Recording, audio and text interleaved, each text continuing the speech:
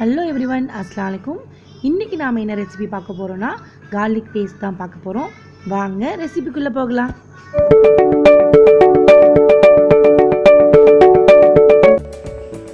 First 4 பல்லு பூண்டு எடுத்திருக்கேன். இது வந்து ட்ரையான மிக்சியாக இருக்கான்னு பார்த்துக்கோங்க. அடுத்து ஒரு பிஞ்சு சால்ட்டு, ஒரு எக்கோட ஒயிட்டு,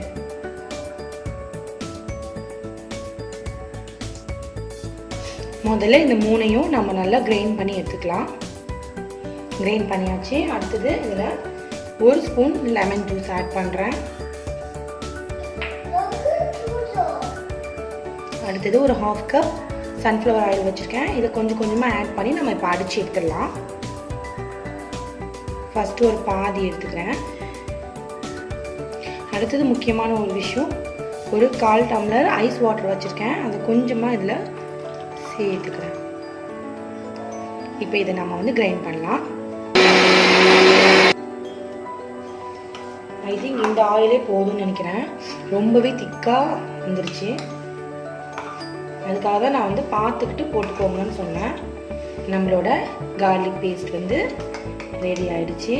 ரொம்பவே திக்காக ரொம்பவே சூப்பரான கார்லிக் பேஸ்ட் ரெடி.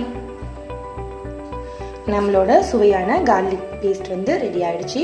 இதை வந்து நம்ம ஷவர்மாக்கு மற்றபடி என்ன டிஷ்னாலும் அரபிக் டிஷ்னாலும் நாம் வந்து இதை சேர்த்து சாப்பிட்லாம்.